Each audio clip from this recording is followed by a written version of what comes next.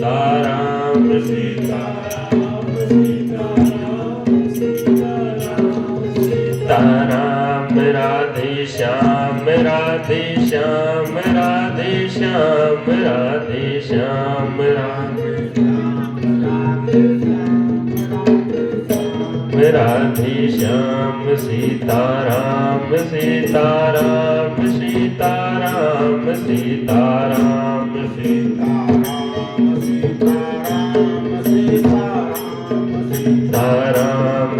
सीताराम सीताराम सीताराम सीताराम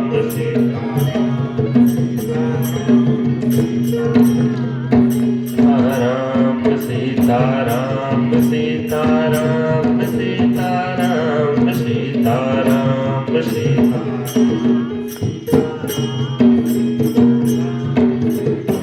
बोली श्री रामचंद्र भगवान की।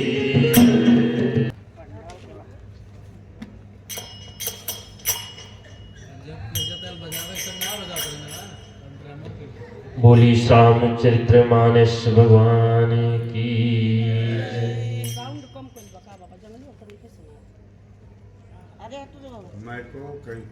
वहाँ तक नहीं सुनाई पड़ता है क्या माता जी?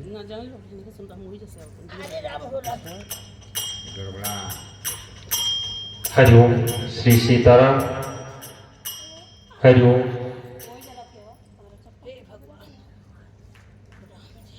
हरिओम श्री सीताराम। बोली गजानन भगवान की जय। आज बड़ी ही सौभाग्य का दिन है बंधुओं, हम आपको भगवान की कल्याणमयी कथा सुनने का मौका मिला है। जीवन का सौभाग्य, जीव का सौभाग्य उसी दिन जग जाता है जिस दिन उसको भगवान की कथा मिल जाए। बंधुओं, ये जो पावन कथा है, सर्वप्रथम तो हम आपका सौभाग्य उसी समय उदय हो जाता है कि मानव जीवन मिल जाए। कहते हैं बड़े भाग मानुष तन पावा, बड़े भाग्य से मानव जीवन मिलता है। और आज हम आपको इतना सुंदर मानव जीवन मिल गया, भगवान की कृपा भी बरस रही है, अपने परिवार में मंगलमय जीवन व्यतीत कर रहे हैं। अच्छा, भाग्य तो है कि मानव जीवन मिल गया, बड़ा भाग्य है, भाग्य नहीं बड़ा भाग्य। लेकिन मानव जीवन मिलने से होता क्या है, क्यों इसको बड़ा भागी कहा गया?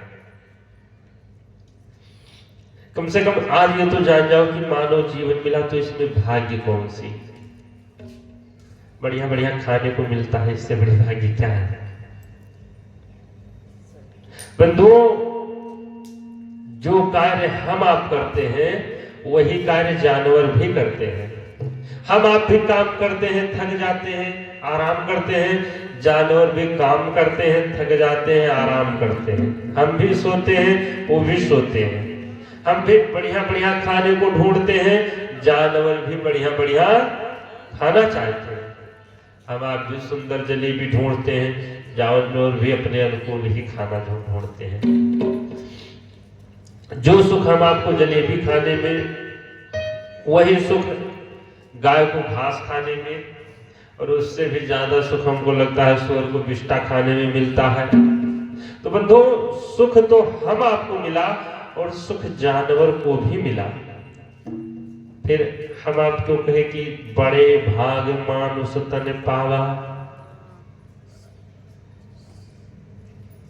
हम आप भी बाल बच्चों को पैदा करके पालन पोषण करते हैं, जानवर भी बाल बच्चों को पैदा करके पालन पोषण करते हैं। हम आप भी बच्चों से ममता रखते हैं, जानवर भी बच्चों से ममता रखते हैं। आचार्य कहते हैं आहार निद्रा भय मैथुन च सामान्य में तत् पशुभिर्नराया। आहार निद्रा भय, हम आप भी एक दूसरे को देखते हैं, बड़े को तो डर जाते हैं, छोटे को डरा कर रखते हैं, जानवर भी यही कार्य करते हैं। तो बंधु, अंतर क्या है? आखिर कभी सोचा कि हम आपको मानव जीवन मिला तो बड़ी भाग्य क्या है। बंधुओं, जो सुख हम आप देखते हैं, अगर किसी की बड़ी बिल्डिंग देख लेते हैं तो कहते हैं अरे भैया बड़ा भाग्यशाली है, खूब पैसा आ रहा है। बंधुओं, क्या पैसा आने को ही भाग्यशाली माना गया? इस संसार में अगर पैसा आ जाए, खूब वैभव हो जाए, खूब बाल बच्चे बड़े बड़े हो जाए, शरीर स्वस्थ रहे, तो लोग कहते हैं भैया बड़ा भाग्यशाली है, किसी चीज की कमी नहीं। लेकिन एक बात बताओ, रावण के पास क्या नहीं था? धन भी खूब था, बाल बच्चे भी कम नहीं थे, 1 लाख पूत 1.25 लाख नाती, और शरीर भी आज तक बुखार भी नहीं हुआ, देवता भी देखकर डरते थे। लेकिन क्या कभी रावण को भाग्यशाली कहा गया? क्यों? क्योंकि उसके हृदय में भगवान की भक्ति नहीं थी। और बंधुओं, मनुष्य को यह पंक्ति गोस्वामी तुलसीदास जी क्यों लिखे कि बड़ी भाग्य मानुष तन पावा, बड़ी भाग्य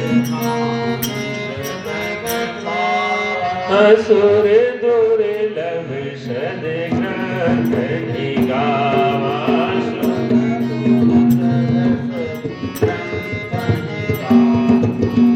इस चौपाई को तुलसीदास जी क्यों लिखे कि बड़े भाग्य मानुष तने पावा? हम आपको बड़ा भागी क्यों कहा गया? क्योंकि बंधु भगवान की प्राप्ति कर सकते हैं। ये जीवन मिला है भगवान की प्राप्ति के लिए मिला है, विषय भोग के लिए नहीं मिला है। गोस्वामी तुलसीदास जी कहते हैं, देह धरी करे यह फले भाई। शरीर मिलने का केवल एक ही फल है, भजिए राम सब काम विहाई। सब काम धाम छोड़कर भगवान का भजन करना चाहिए। बंधु, संसार में दूसरा कोई फल है ही नहीं इस शरीर का। तो बंधुओं, इस संसार में भगवान की प्राप्ति कर कौन सकता है? पहले तो लोग यज्ञ करते थे, तपस्या करते थे सतयुग में, तो तपस्या करके इतना सुंदर जीवन व्यतीत करते थे कि भगवत प्राप्ति तपस्या से ही हो जाती थी। त्रेता युग आया तो उसमें राक्षस आने लगे। जंगल में जाए जब तपस्या करने तो राक्षस खा जाए, तो लोग यज्ञ करना शुरू कर दिए। जब द्वापर युग आया तो लोग पूजा पाठ दान करने लगे। यज्ञ की जो औषधियां थी द्वापर युग से ही समाप्त होना शुरू हो गई। और जब कलिकाल आया, कलयुग आया, तो इसमें ना तो पूजा पाठ, ना जप, ना तप, कुछ भी नहीं। कलयुग में गोस्वामी बाबा लिखे, कलयुग जोग न यज्ञ न ज्ञाना, एक आधार राम गुणे गाना। कलयुग में ना तो जोग है, ना यज्ञ है, ना ज्ञान है, केवल एक आधार राम गुण गाना। केवल कलयुग में राम का गुणगान गाने से ही संसार से पार हो सकता है जीव। और ये जो भगवान की कथा है तो आज जो हम आपको सुनने का मौका मिला है, जीव के जब विशेष पुण्य कर्म होते हैं, भगवान शंकर पार्वती जी को कथा सुना रहे थे, कथा सुनाने लगे, कहने लगे देवी ये जो कथा है इसमें सब नहीं जा सकते। पार्वती जी ने कहा सब नहीं जा सकते? आखिर जिस कथा से भगवान जीव का कल्याण होना है उस कथा को कौन छोड़ सकता है? अरे पंडित जी आएंगे, बड़ा बड़ा हार्म, बड़ा बड़ा साउंड लगाएंगे, सब जाकर बैठकर सुनकर अपना कल्याण कर लेंगे। कौन नहीं जाएगा?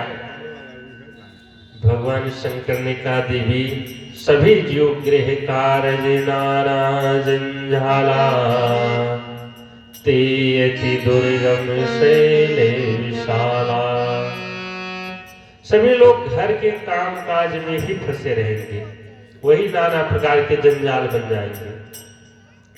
और आज बंधुओं, भगवान की कृपा आपके इस जाम गांव पर बरसी, लेकिन जाम गांव पर तो बरसी, लेकिन फिर भी लोग फायदा नहीं उठा पाए। अगर देखा जाए तो क्या जाम गांव में इतने लोग हैं? क्यों नहीं उठा पाए?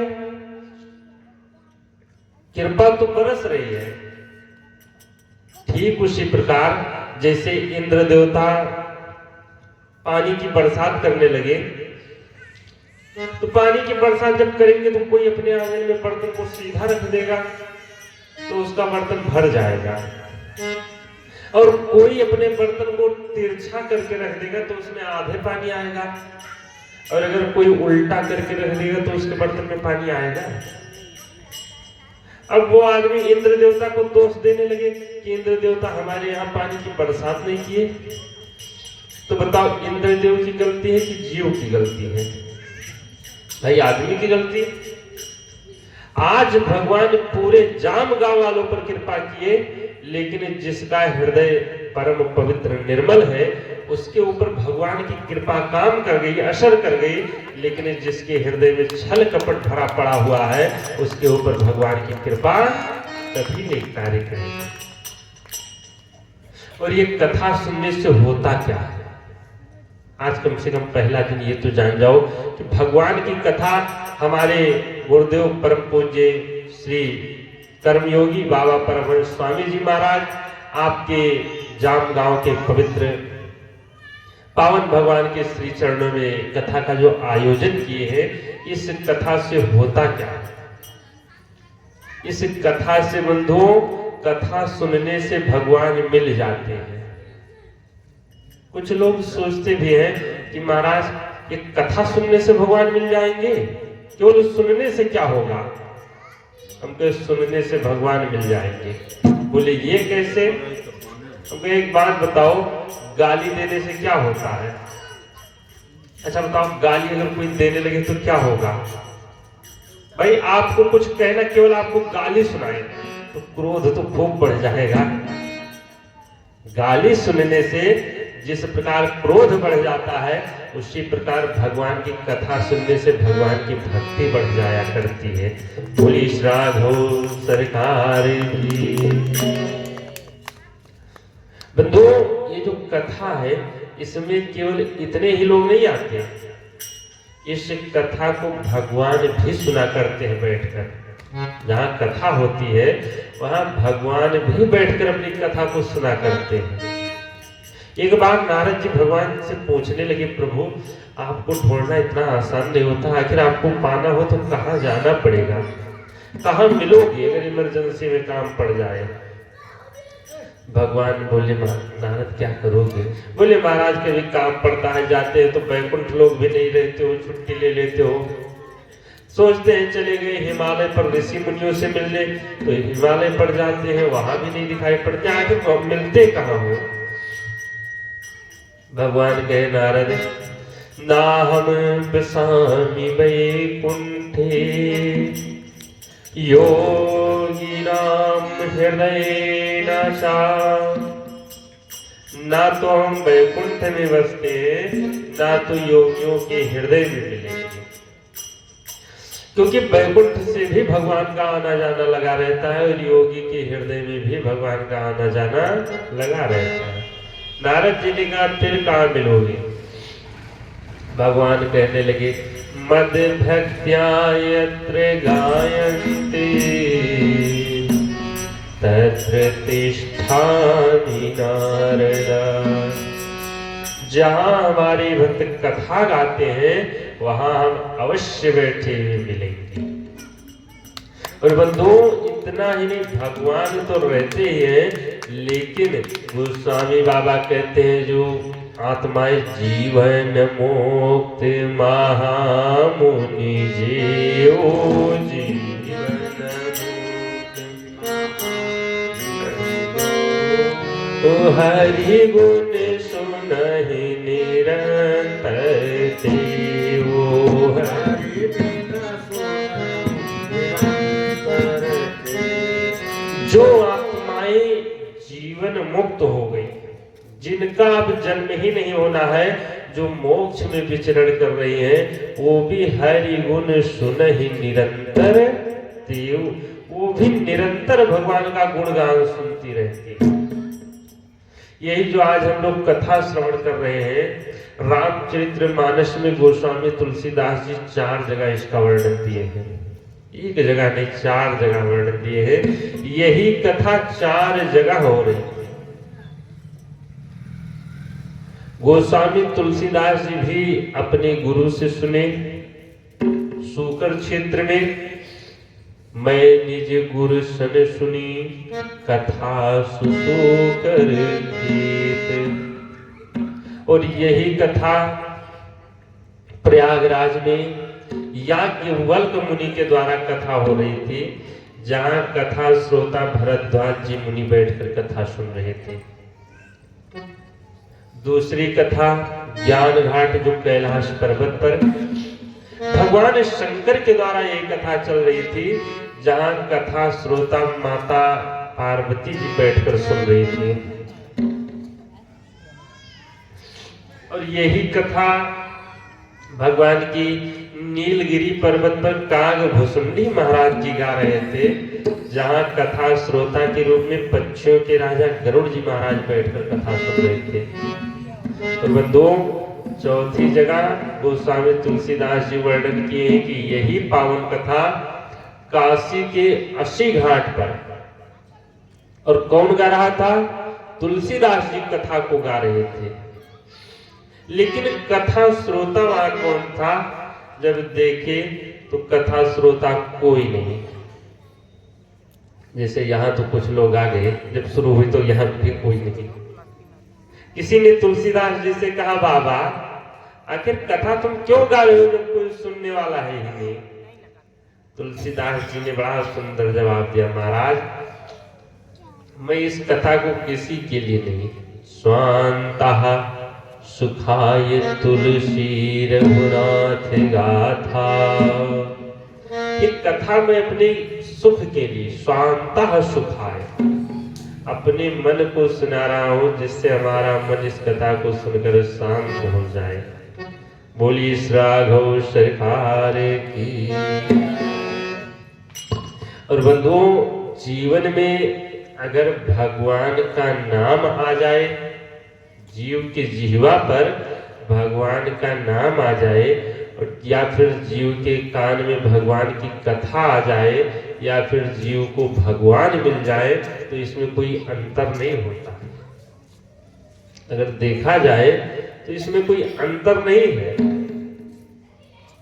क्योंकि बंधु जो सुख भगवान के नाम में है, जो सुख भगवान की कथा में है, वही सुख भगवान की प्राप्ति में भी होता है, शाश्वत सुख। एक बार मीरा जी भगवान के दर्शन के लिए राजस्थान से निकली। मीरा जी कभी भी निकल लेती थी घर से। मीरा जी कोई सचेत तो थी नहीं। लोग कहे मीरा भई रे बावरी, लोग कहते थे मीरा पागल हो गई। जब वो निकली वहां से भगवान के दर्शन के लिए वृंदावन जाने लगी, तो एक संत भगवान की कुटिया मिली। संत भगवान को प्रणाम की। संत भगवान कहने लगे, रे मीरा इतनी रात में कहाँ जा रही हो? मीरा बाई जी ने कहा, भगवान वृंदावन बिहारी लाल के दर्शन के लिए जा रही हूँ। संत भगवान ने कहा, अरे देवी, भगवान तो हर जगह व्याप्त है, हरि व्यापक सर्वत्र समाना, और तुम जिस भगवान को पाने के लिए आज वृंदावन जा रही हो, तो भगवान तो द्वापर युग में ही चले गए थे। आज की लगभग 5,500 वर्ष हो गए। वो भगवान तो कब का चले गए वैकुंठ लोग, अब वहां तो केवल प्रतिमा है। तुम कहां भगवान को ढूंढने जा रही हो? मीराबाई जी ने कहा, महाराज हम आपको बताएं, भगवान को ढूंढने में जितना मजा आता है उतना आनंद भगवान की प्राप्ति में नहीं आता है। इसीलिए हम तो पूरा जीवन भगवान को ढूंढते ही रहेंगे, इसी में हमको आनंद है। तो बंधुओं, भगवान की कथा सुनने में भी भगवान की प्राप्ति से ज्यादा आनंद आता है, लेकिन कब? जब भगवान के चरणों से प्रीति हो जाती है। भगवान से भी बढ़कर भगवान का नाम, राम से बड़ा राम का नाम। ये जो भगवान का नाम है, इसकी इतनी महिमा है, गोस्वामी तुलसीदास जी कहते भी हैं कि राम न सकहि नाम गुण गाई। राम जी भी अपने नाम का गुणगान नहीं कर सकते। राम एक तापस तिय तारी। राम जी केवल एक तपस्विनी स्त्री अहिल्या जी का उद्धार किए, लेकिन नाम कोटि खल कुमति सुधारी। ये नाम करोड़ी की कुमति को सुमति में बदल दिया करता है। जो भगवान का नाम है, ये करोड़ों की बुद्धि को बदल दिया करता है। यही नाम के बल पर ही छोटे छोटे बंदर वालों समुद्र में पुलिया बना दिए। सब लोग कथा सुने होंगे कि जब सब लोग राम लिखते थे तो पत्थर जब डाला जाता था तो राम जी के नाम का जो प्रभाव था, उसी प्रभाव के कारण पत्थर भी तैर जाता था। भगवान एक बार खड़े देख रहे थे कि ये हमारे नाम से जब पत्थर तैर जाता है तो एक काम करें, हम थोड़ा सा स्पर्श कर लिया करें जिससे बंदरों को ज्यादा दिक्कत ना पड़े, और स्पर्श करके दे दिया करें जिससे पत्थर तैर जाएगा। भाई जब नाम में इतना प्रभाव, तो हमारे हाथ में तो और प्रभाव होगा। लेकिन भगवान भी सोचे कम से कम एक बार हम ट्राई तो कर लें, आने कहीं हम छू कर दें और डूब जाए पत्थर तो बेइज्जती होगी। भगवान थोड़ी दूर रात में उठकर जब चले गए समुद्र के उस कोने पर जहां कोई बंदर भालू नहीं दिखाई पड़े। अच्छा, हनुमान जी कभी भगवान को छोड़ते नहीं थे। हनुमान जी पीछे पीछे चले गए। भगवान राम जी गए, धीरे से एक पत्थर उठाए और उठाकर जो ही छोड़े वो पत्थर डूब गया। राम जी सोचे वजन रहा होगा, थोड़ा सा छोटा पत्थर डाल दें। थोड़ा छोटा पत्थर उठाए, जो ही उठाकर छोड़े वो भी डूब गया। 2-3 पत्थर ट्राई किए, जब एक भी नहीं तैरा, भगवान समझ गए कि हमारे नाम में जो ताकत है हमारे में नहीं। भगवान जो ही लौटना चाहे तो देखे पीछे हनुमान खड़े। राम जी ने कहा, अरे हनुमान तुम कब से खड़े हो? हनुमान जी ने कहा, महाराज जब आपने पहला पत्थर डाला तभी से खड़े हैं। राम जी ने कहा, तभी से खड़े हो, लेकिन एक बात सुन लो, ये बात किसी को बताना मत, नहीं हमारी बड़ी बेइज्जती होगी। हनुमान जी ने कहा, महाराज इतनी महिमा है आपकी, मैं क्यों ना बताऊं, मैं तो सबसे बताऊंगा। क्योंकि बंधुओं, जो सेवक होते हैं, जो बहुत ज्यादा मुहलक हो जाते हैं, वो कुछ दिन बाद सलाह भी देने लगते हैं, और जब कुछ दिन सलाह देंगे उसके बाद कुछ दिन बाद आदेश भी देना शुरू कर देते हैं। तो हनुमान जी राम जी से बहुत मोहलक थे। हनुमान जी से राम जी ने कहा, किसी से बताओगे तो नहीं? हनुमान जी ने कहा, महाराज किसी से बचाएंगे नहीं, सबसे बताएंगे। राम जी ने कहा, हमारी बेइज्जती तुमको अच्छी लगती है क्या? हनुमान जी ने कहा, महाराज नहीं, ये बात सबको बता देंगे कि जिसको आप पकड़ लोगे वो तैर जाएगा, लेकिन जिसको आप छोड़ दोगे वो तैरने वाला नहीं है, वो तो फिर डूब ही जाएगा। नाम में बड़ी ताकत है।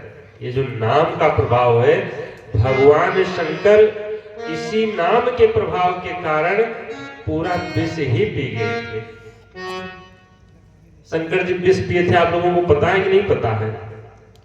जानते होंगे कथा सब लोग। जब समुद्र मंथन हुआ था, तो समुद्र मंथन हुआ क्यों था? अमृत पाने के लिए। लेकिन समुद्र मंथन में सबसे पहले अमृत नहीं निकला था, सबसे पहले हलाहल विष निकला। और जब हलाहल विष निकला और सारे देवी देवता देखे तो लगे जलने। महाराज अरे दूर से ही जला देगा, इसको क्या किया जाए? भगवान बोले कोई पी लो। देवताओं ने कहा नहीं महाराज, हमको अभी मरना नहीं है। राम जी ने कहा क्यों? बोले नहीं, अभी तो हमको अमृत पीना है, जहर नहीं पीना है। भगवान के एक काम करो, ले जाओ शंकर जी आजकल ऋषिकेश की पहाड़ियों पर तपस्या कर रहे हैं, वही शंकर जी को दे दो। देवताओं ने कहा महाराज वो पी लेंगे? भगवान बोले वो पी लेंगे, वो बड़े भोले हैं, तुम्हारे जैसे चतुर चालाक तो है नहीं, उनको दे दो वो पी लेंगे। सब देवता विष का घड़ा लिए लेकर पहुंच गए। बाबा तपस्या कर रहे थे, बोले बाबा लीजिए। बाबा देखे क्या लाए हो? बोले प्रसाद, भगवान ने भेजा है आपके लिए। शंकर जी देखे तो वही हलाहल विष। शंकर जी सोचे कि भगवान ने अगर हमारे लिए विष ही भेज दिया, भगवान ने जो भेजा है उसको अगर नहीं पिएंगे, भाई भगवान देना चाहते हैं तो अगर आप अच्छे से नहीं स्वीकार करोगे तो जबरदस्ती स्वीकार करना पड़ेगा। अगर भगवान दुख दिए हैं तो अगर खुशी से नहीं सहोगे तो दुख से सहना पड़ेगा, लेकिन सहना पड़ेगा। शंकर जी ने सोचा अगर भगवान विष ही दे दे तो लोग खुशी खुशी पी जाए, नहीं पीना तो पड़ेगा ही। अगर प्रसाद में विष ही दे दिए, शंकर जी जो ही घड़ा लिए सब देवता भाग गए, एक भी नहीं रुके। सोचे अगर रुकेंगे तो हम ही तो फंसेंगे। हाँ भाई, कहीं अगर मर्डर हो जाए तो जो रहेगा वही तो फंसेगा। सब देवता भाग गए। सभी भक्त बैठ जाए, अगर कथा सुननी है तो कथा बैठ कर सुनना चाहिए। कथा खड़ा होकर सुनने से उल्लू का जन्म मिलता है अगले जन्म में। हाँ, जैसे उल्लू डाल पर बैठा रहता है तो चौकन्ना ही रहता है, कभी अच्छे से नहीं बैठेगा। इसीलिए कथा बैठ कर सुननी चाहिए। बोलिए श्री राघव सरकार की। बंधु, जब इधर देवता पहुंचे, भगवान बोले अंतिम संस्कार कराए बाबा जी का। देवताओं ने कहा महाराज हम रुके नहीं, घड़ा देकर चले आए। भगवान बोले कम से कम बाबा का अंतिम संस्कार तो कर देना चाहिए। देवताओं ने कहा हम क्यों जाएं, अगर दिए थे आप जाओ। भगवान बोले चलो हम ही चलते हैं, कराएंगे अंतिम संस्कार। सब देवता भगवान को आगे आगे करके खुद पीछे हो गए। सोचे यही भेजे थे, यही फंसेंगे। देवता पीछे पीछे सोच रहे हैं तो भगवान गए होंगे, शंकर जी जय सिया राम हो गए होंगे। अब पुलिस वाले जुटे होंगे, पोस्टमार्टम की तैयारी चल रही होगी। सब देवता तो इसी भाव में डूबे थे। और जब गए वहां देखे तो भगवान भोलेनाथ जैसे बैठे थे वैसे बैठे रह गए। देवताओं ने कहा महाराज आखिर तुम हलाल विष पिए और कैसे बच गए? शंकर जी ने कहा भैया हम बची से ले गए, ऊपर से जब पिए विष और अंदर से निकला राम, तो दोनों कंठ में मिला और हो गया दोनों विश्राम। और तभी तो हम विश्राम कर रहे हैं, आनंद है।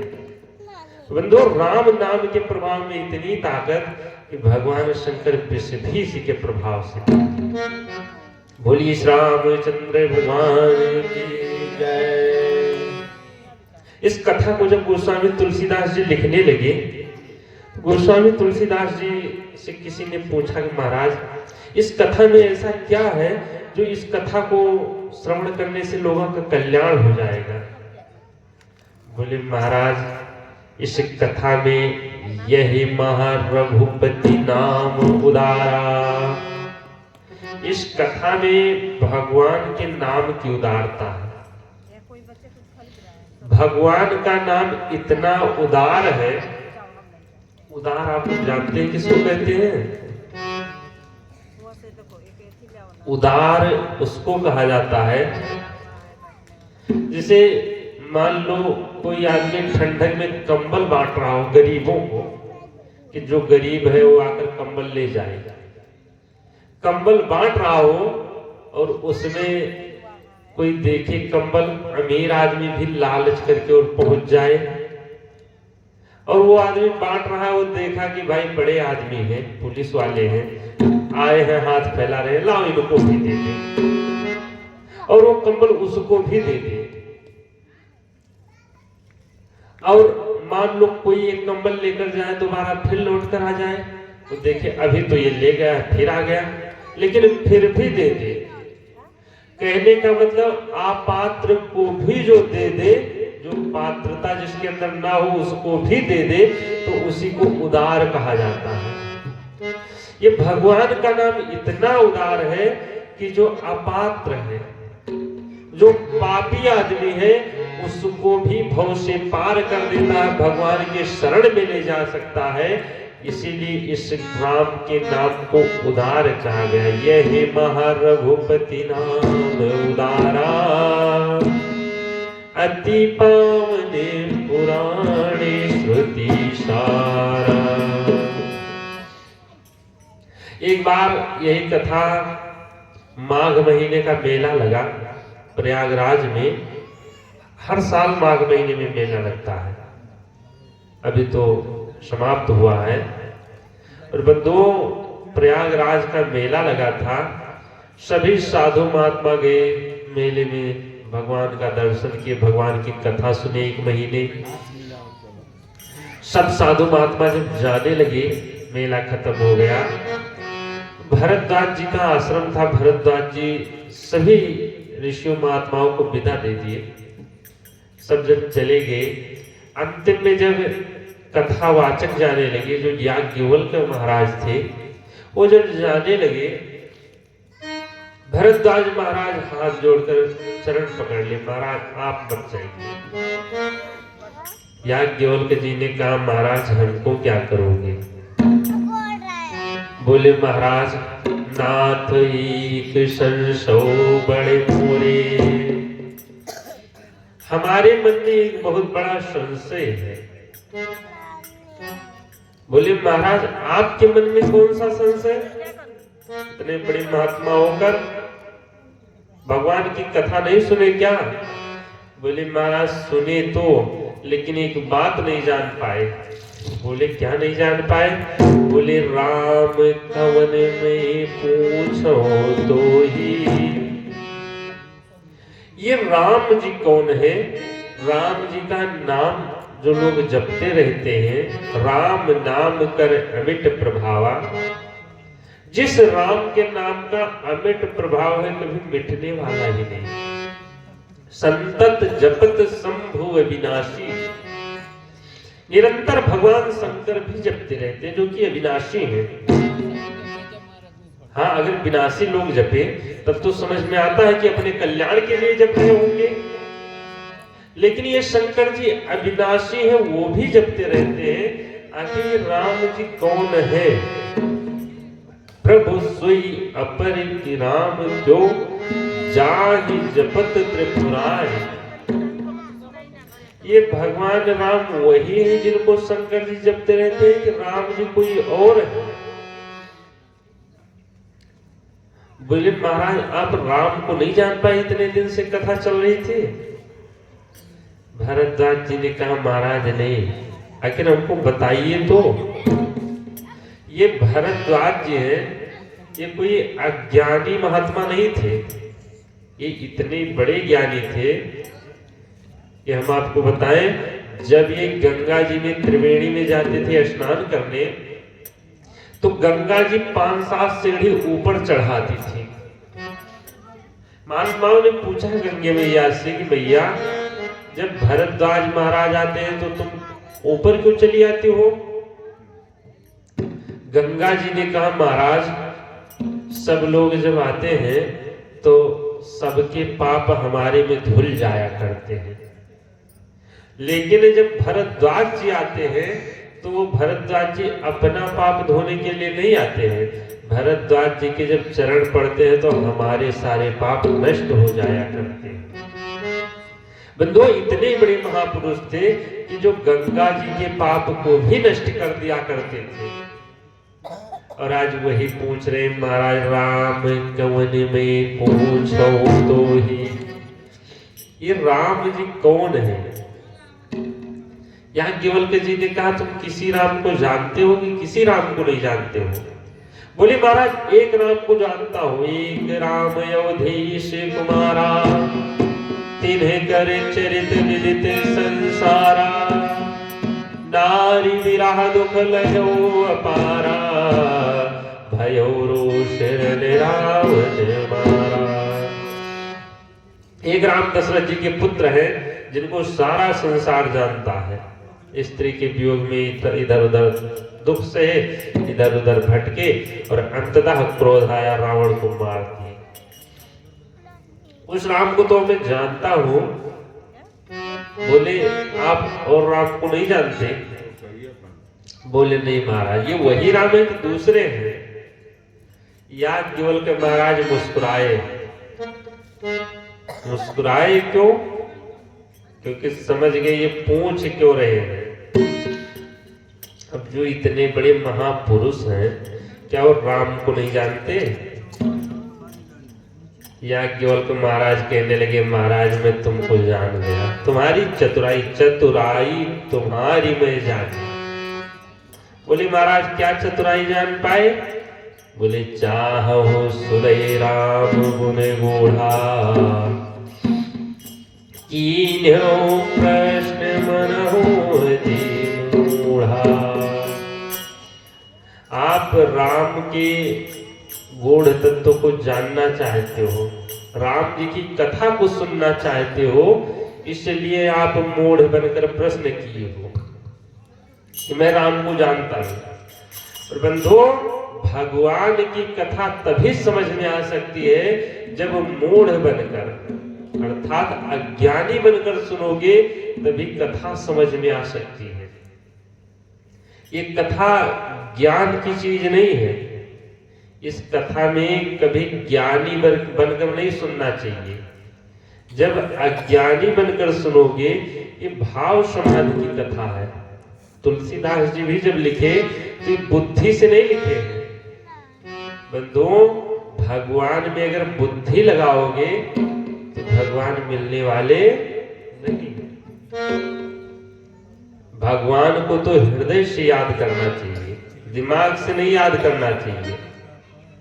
लोग कहते भी हैं कि महाराज भगवान का नाम लेने से क्या होता है? एक महात्मा जी से पूछने लगे, महाराज भगवान का नाम लेने से क्या फायदा? महात्मा जी ने कहा, अरे कम से कम बिना फायदे के ही ले लिया करो। बोले नहीं महाराज, आखिर भगवान का नाम अगर लेने के लिए बताते हो तो इससे फायदा क्या होता है?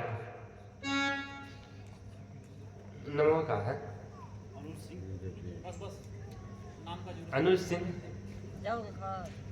एक भैया जी की तरफ से 500 रुपए का गुप्त दान आया है भगवान की कथा में। हमको लगता है सबसे पहला योगदान भैया जी का रहा है गुप्त दान। भगवान मंगल करे, धन दौलत की बरसात होती रहे। कम से कम सब ताली तो बजा दो। बोली श्राग हो सरकार की।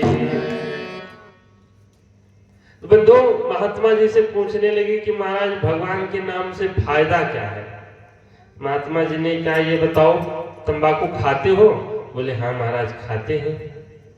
बोले बीड़ी पीते हो? बोले पी लेते हैं। बोले इससे फायदा क्या होता है? बोले फायदा वायदा कोई नहीं, बस मन करता है पी लेते हैं, मजा आ जाता है। बोले भगवान का नाम भी लेने लगोगे तो वैसे ही मजा आने लगेगा। इससे नुकसान भी होता है बीड़ी से, लेकिन भगवान के नाम से नुकसान नहीं, फायदा ही होता है। बंधुओं, कहने का मतलब ये भगवान का जो नाम है, भगवान की कथा है, इसको दिमाग नहीं लगाना चाहिए, इसमें दिल लगाना चाहिए, इसको हृदय से सुनना चाहिए। एक आदमी था तो एक डॉक्टर के पास गया। डॉक्टर साहब से कहने लगा, महाराज हमारी आंख में थोड़ा दिक्कत हो गई है, कोई दवा दे दो।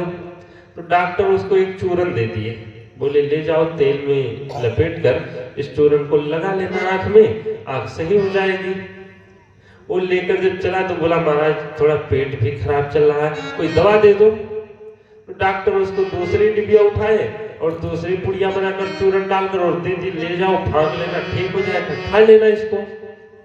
जब वो लेकर आया तो एक काम गड़बड़ हो गया, जो आंख की पुड़िया थी उसको खा लिया और जो पेट वाली थी उसको बढ़िया तेल में लपेट कर और लगा लिया। अब बताओ ठीक होगा कि गड़बड़ होगा?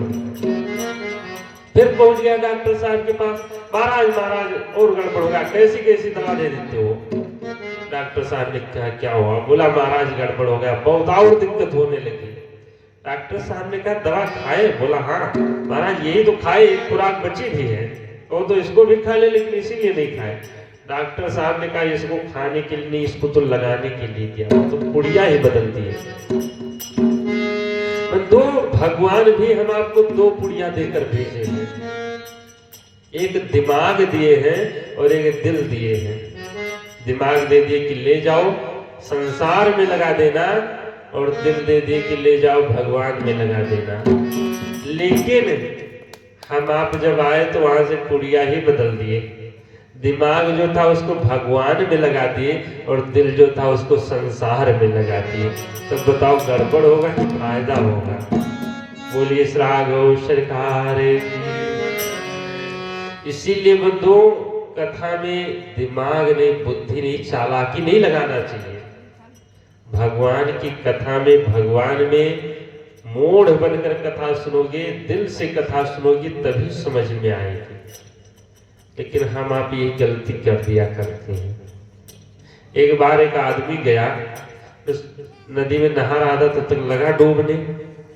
अब जब डूबने लगा तो हनुमान जी का बड़ा पुजारी था, बोला हे हनुमान जी बचा लो एक बार, आपको हम 1.25 किलो लड्डू चढ़ाएंगे। हनुमान जी को भी दया आ गई, एक थोड़ी सी लहर आई, उसको किनारे ले आई। और जब किनारे खड़ा हुआ तो सोचा तो काहे का लड्डू भाई, हमको हनुमान जी थोड़ा बचाए, काहे का लड्डू चढ़ाए, हमको तो लहर बचाई। तब तक दूसरी लहर आई, उसको फिर पानी में घसीट ले गई। बोला हे हनुमान जी क्यों ले आए? हम तो पूछ रहे थे काहे का लड्डू, बेसन का चढ़ाए कि बूंदी का चढ़ाए, आप फिर ले आए। तो बंदो भगवान में भी दिमाग लगा दिया करते हैं, लेकिन भगवान की जो कथा है इसको दिल से सुननी चाहिए। यहाँ केवल को महाराज कहने लगे, महाराज आप जो मूढ़ बनकर प्रश्न कर रहे हो, ऐसे ही ऐसे हो संशय कीन्हे भवानी, ऐसा ही संशय जगत जननी मां भवानी ने भी किया था। तो महादेव तब कहा बखानी, तब भगवान शंकर इस कथा को सुनाए थे। भरद्वाज जी ने कहा महाराज सुनिए, एक बात बताओ, हम तो जीव हैं, हमको संशय होगा कोई बात नहीं, लेकिन जगत जननी मां भवानी ने संशय क्यों किया? पहले आप हमको वो कथा सुनाइए।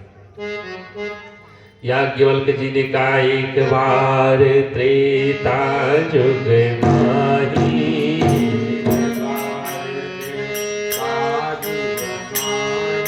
शंभु गए को भज ऋषि पाही, शंभु गए को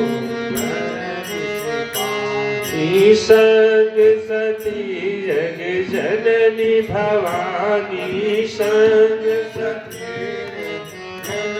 भवानी, पूजे ऋषि अखिलेश्वर जानी,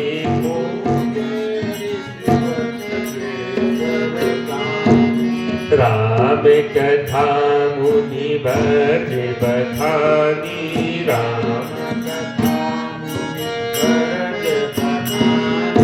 सोनी महेश परम सुख मानी, सोनी परम सुख मानी, एक बार त्रेता जुग माही, एक बार त्रेता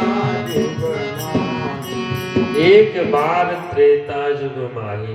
एक बार त्रेता युग की घटना, शंकर जी गए थे कथा सुनने, शंभु गई कुंभज ऋषि पाही। शंकर जी अपने कैलाश पर बैठे हुए थे, शंकर जी का कथा सुनने का मन हुआ, तो सोचने लगे कथा कहाँ जाए सुनने। ध्यान लगाकर देखे तो कथा उस समय कुंभज ऋषि दंडकारण्य वन में कर रहे थे। भगवान शंकर वहां से सती जी को बुलाए और चल दी कथा सुनने। अकेले नहीं गए, संग सती जग जननी भवानी, संग में माता सती जगत जननी मां भवानी गई। और जब वहां पहुंचे तो वो कुंभज ऋषि अगस्त मुनि महाराज कथा सुनाने ही जा रहे थे, मंगलाचरण कर चुके थे, कथा जो शुरू करने जा रहे थे, देखे कि हमारे यहाँ तो भगवान शंकर जी आ गए।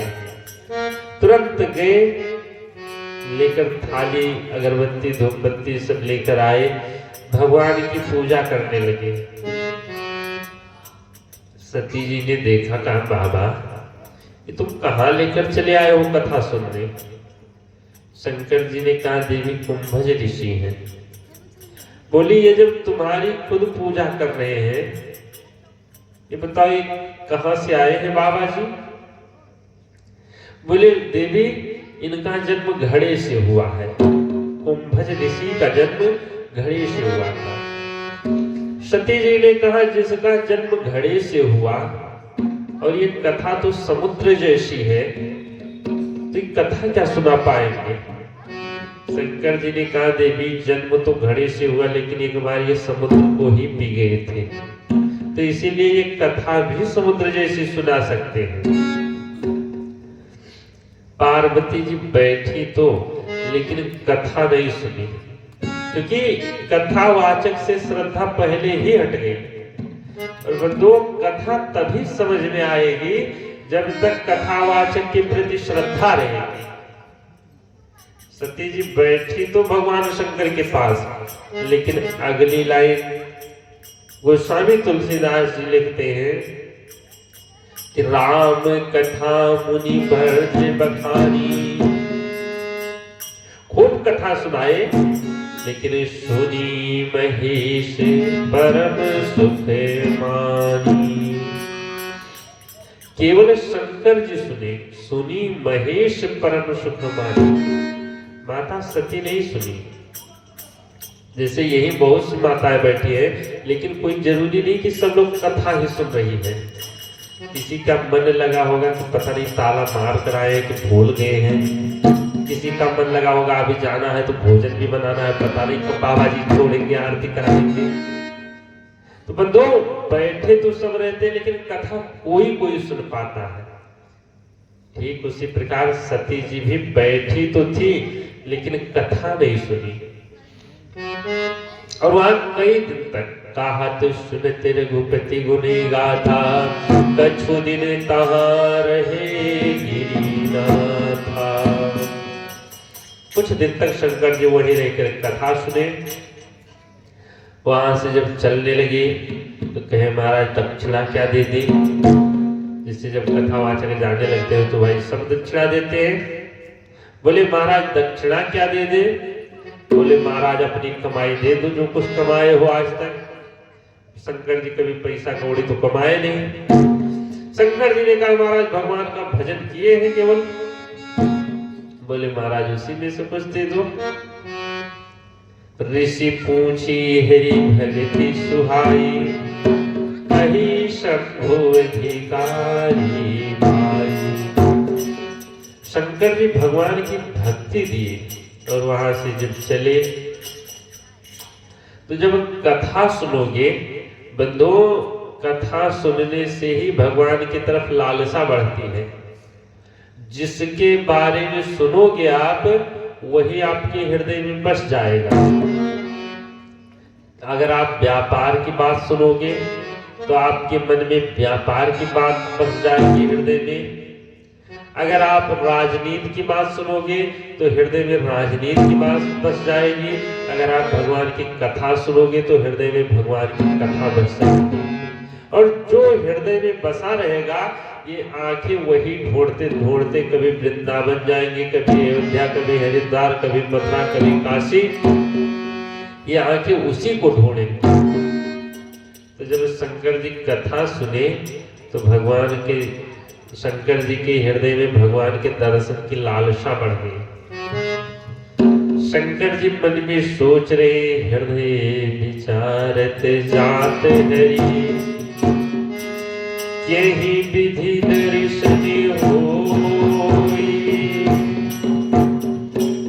शंकर जी सोच रहे किस प्रकार दर्शन होगा। गुप्त रूप अवतरो प्रभु, जानु गए सब तो। उस समय राम जी का अवतार हुआ था। घटना त्रेता युग की है।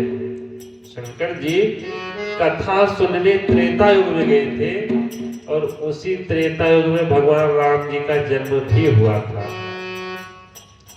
अब जब हृदय में लालसा बढ़ी तो उस समय राम जी की लीला चल रही थी। कौन सी लीला?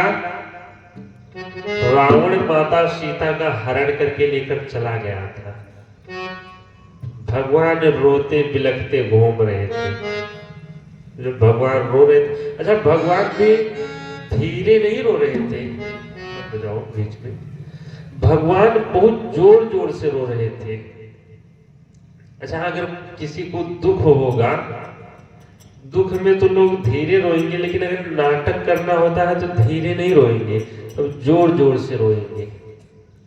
भगवान को नाटक ही करना था, केवल लीला करने आए थे भगवान, बाकी भगवान को तो सब पता था। भगवान जोर जोर से रो रहे थे। और जो ही शंकर जी भगवान का दर्शन किए तो शंकर जी वहीं से दंडवत साष्टांग प्रणाम कर लिए। जय सच्चिदानंद जग पावन, अस कही चलो मनोज दशावन। जो ही भगवान को प्रणाम किए, माता सती देखी, रे बाबा तुम भांग खाकर यहाँ भी आ गए थे क्या?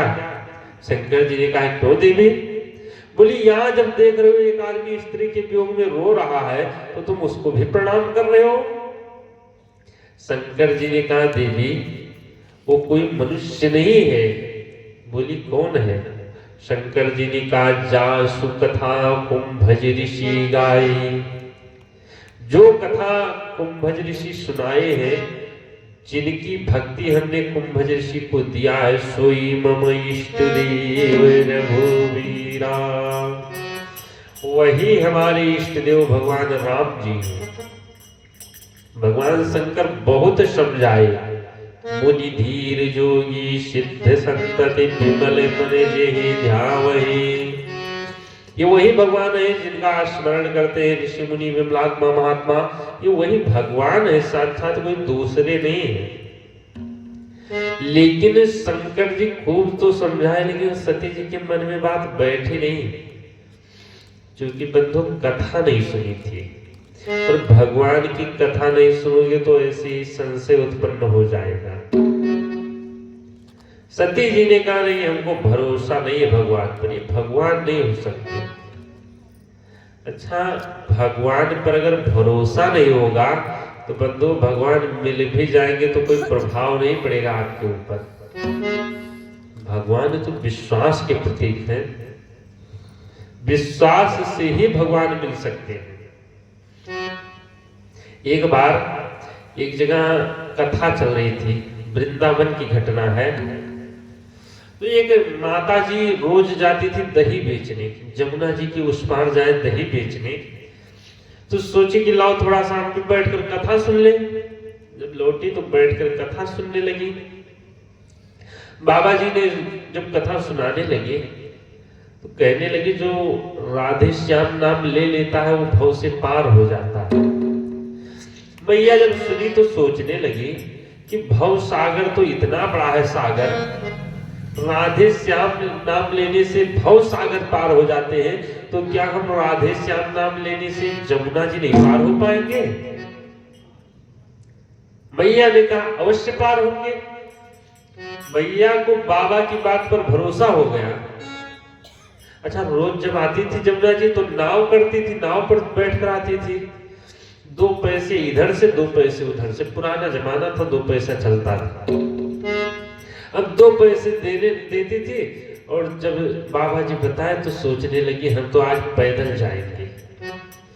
मैया गई बाबा की बात पर भरोसा करके और राधे श्याम राधे श्याम राधे श्याम करते करते जमुना जी पार हो गई।